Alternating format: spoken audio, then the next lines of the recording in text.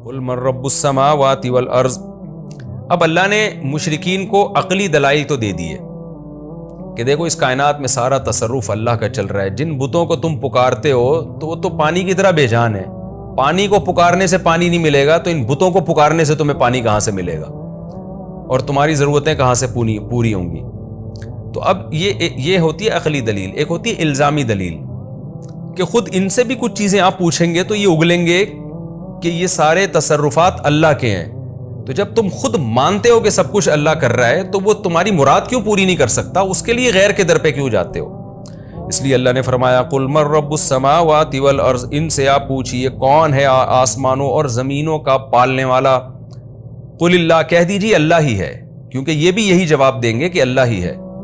تو اب پھر ان سے پوچھئے جب اللہ ہی ہے قل افتخذتم من دونہ اولیاء، تو پھر کیا تم نے ٹھہرا لیا ہے اس اللہ کو چھوڑ کر دوسروں کو دوست؟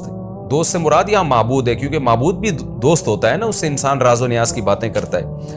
اس کو چھوڑ کر کسی اور کو تم نے کارساز بنا لیا ہے.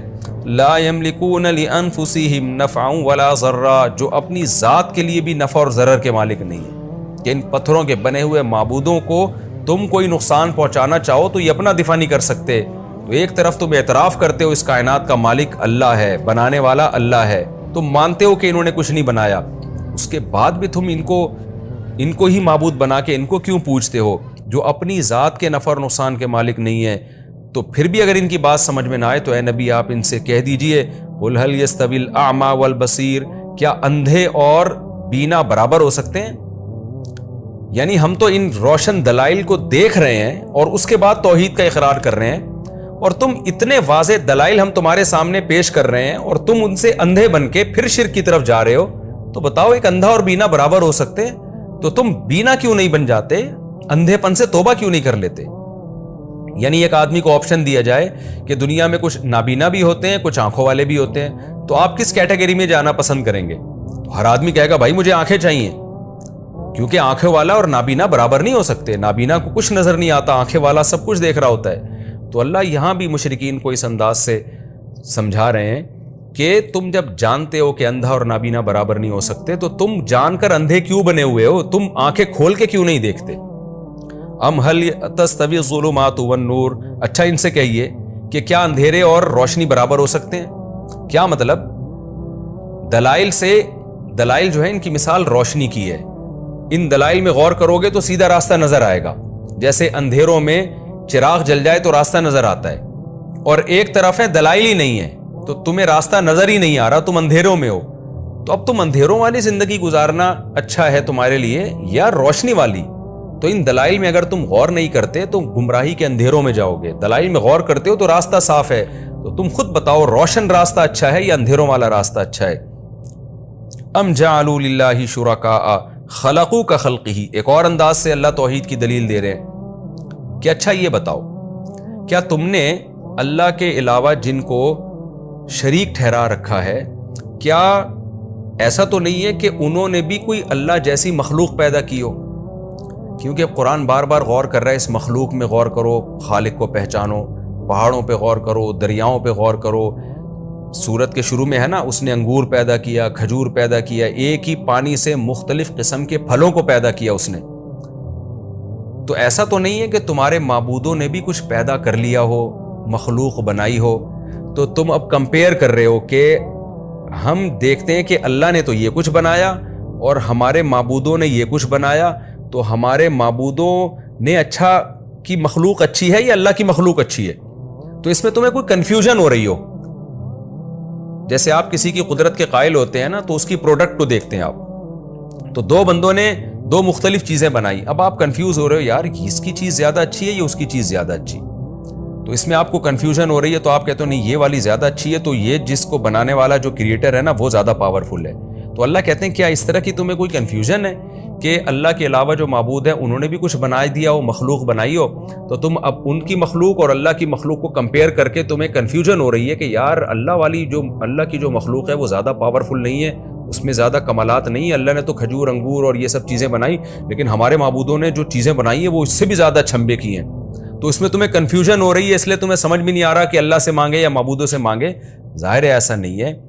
کوئی مخلوق ہے ہی نہیں ان کی، ان کا بنایا ہوا کچھ ہے ہی نہیں. بنایا ہوا ہوتا تو یہ بحث ہوتی کہ یہ اچھا ہے کہ وہ اچھا ہے. تو جب بنایا ہی نہیں ہے تو ان کو پکارتے کیسے ہو تم؟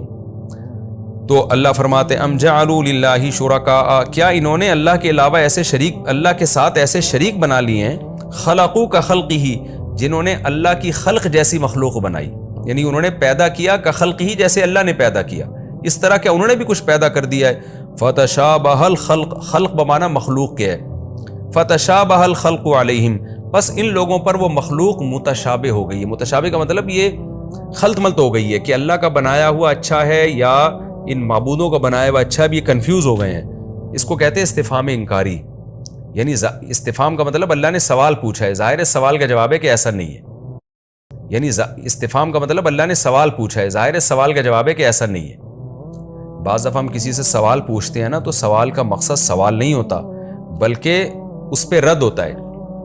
جیسے ہم لوگوں سے کہہ رہے ہوتے ہیں نا، ایک آدمی آیا آپ سے بھیک مانگ رہا ہے اور کہہ رہا ہے کہ آپ اسے بھیک دیں، زکوٰۃ دیں، حالانکہ آپ کو پتا ہے کہ وہ کروڑ پتی ہے. اب کوئی بندہ آ کے آپ کو کہتا ہے یار یہ اتنی بھیک مانگ رہا ہے، دے دینا اس کو، تو آپ اسے کیا کہتے ہیں؟ کیا سیٹھ کو میں زکوٰۃ دے دوں؟ آپ اس کو یوں کہتے ہیں نا، کیا میں مالدار آدمی کو زکوٰۃ دے دوں؟ تو یہ کیا کا لفظ یہ سوال نہیں ہوتا، یہ استفہام انکاری کہلاتا ہے. کیا مطلب؟ ایسا نہیں ہو سکتا. تو اللہ بھی یہاں سوال کر رہے ہیں کہ کیا اللہ کے علاوہ جو معبود ہیں انہوں نے بھی کوئی مخلوق بنا لی ہے؟ ظاہر ہے کسی نے نہیں بنائی. قل اللہ خالق کل شیء، اللہ فرماتے ہیں اللہ ہی تو ہے جو ہر چیز کا خالق ہے. وہو الواحد، اور وہ اکیلا ہے، اس کے ساتھ کوئی ایسا معبود نہیں ہے جس نے اس کائنات بنانے میں اللہ کے ساتھ شرکت کی ہو. تو وہ اکیلا ہے، القہار، اور ہر چیز پر غالب ہے. جب وہ اکیلا بھی ہے، سب سے زیادہ طاقتور بھی ہے، تو لہو دعوت الحق، حق کی پکار بھی اللہ ہی کے لیے ہے، اسی کو پکارنا برحق ہے، اس کے علاوہ کسی کی کو پکارنا بھی وہ بیکار اور لغو ہے. آگے اللہ نے ایک بڑی خوبصورت مثال دی ہے، کیونکہ جب نبی صلی اللہ علیہ وسلم اتنے واضح دلائل دے رہے تھے شرک کے غلط ہونے پر، ان معبودوں کے غلط ہونے پر، دیکھیں ہمیں تعجب ہوتا ہے نا کہ اتنی واضح باتیں سن کر مشرکین ایمان کیوں نہیں لے کر آ رہے. وجہ کیا تھی؟ باپ دادا ان کے پتھروں کو پوجتے چلے آ رہے ہیں اتنے عرصے سے، تو اب ان کی بتوں کی محبت دلوں میں بیٹھ چکی ہے. تو اب کیا ہے کہ نبی صلی اللہ علیہ وسلم اور اہل اسلام کو ایک تسلی دی جا رہی ہے کہ آپ صبر کریں، غالب اسلام ہی آئے گا. وہ کیا خوبصورت مثال دی ہے. اللہ نے فرمایا انزل من السماء ماء، دیکھو اللہ ایک مثال بیان کرتا ہے، جیسے کہ آگے آ رہا ہے کذالک یضرب اللہ الحق والباطل، اللہ اس طرح سے حق اور باطل کو بیان کرتا ہے. کس طرح سے؟ کہ انزل من السماء ماء، اللہ آسمان سے پانی برساتا ہے، فسالت اودیۃ، وادیاں بہنے لگتی ہیں، فاحتمل السیل زبد الرابیہ، جب وادیاں بہتی ہیں تو جھاگ جو خشو خاشاک ہوتے ہیں نا، کچرا، وہ اچانک اٹھ کے اوپر آ جاتا ہے. یعنی جب بارش آتی ہے اور پانی بہنا شروع ہوتا ہے تو سارا گند جو ہے نا کچرے کا، وہ اوپر آ جاتا ہے. یہ ایک مثال ہوئی. ایک اور اللہ مثال دیتے ہیں وَمِمَّا يُوقِدُونَ عَلَيْهِ فِي النَّارِ، ان چیزوں میں سے جن پر یہ آگ لگاتے ہیں آگ کے اندر. یوقدون علیہ کا معنی جن پر یہ جلانے کا عمل کرتے ہیں، فی النار، آگ میں. آگ میں جن چیزوں کو یہ جلاتے ہیں، کون سی چیزیں؟ ابتغاء حلیۃ، زیور بنانے کے لیے، یعنی زیور کی تلاش میں، او متاع، یا دیگر سامان کی تلاش میں. وہ کون سی چیز ہوتی ہیں؟ وہ دھاتیں ہوتی ہیں، سونا، چاندی، پیتل وغیرہ. تو ان چیزوں میں بھی زبدن، جھاگ آتا ہے، مثلہ، اسی جیسا. یعنی جھاگ سے مراد ہے کچرا. یعنی جب کوئی بھی چیز یہ لوگ بھٹی میں ڈالتے ہیں زیور بنانے کے لیے، یا تلواریں یا دھاتیں یا برتن وغیرہ بنانے کے لیے، تو ان چیزوں میں بھی زبدن، اوپر کچرا آنا شروع ہو جاتا ہے.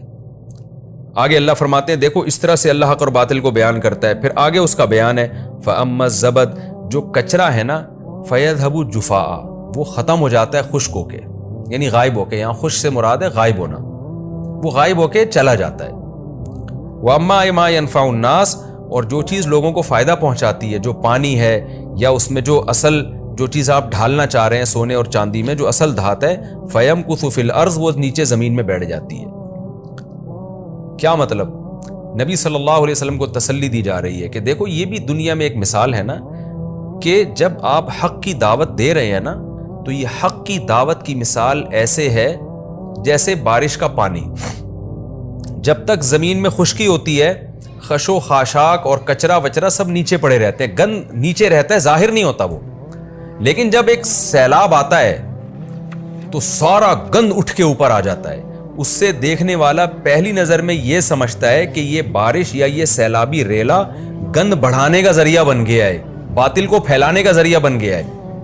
حقیقت میں اس نے باطل کو پھیلایا نہیں ہوتا, باطل کو مختلف جگہوں سے اکٹھا کر کے اوپر لا کے دکھایا ہوتا ہے, اور پھر وہ اگر وہ سیلاب چلتا رہے تو وہ سارا باطل بالآخر ختم ہو جاتا ہے اور صاف پانی آنا شروع ہو جاتا ہے.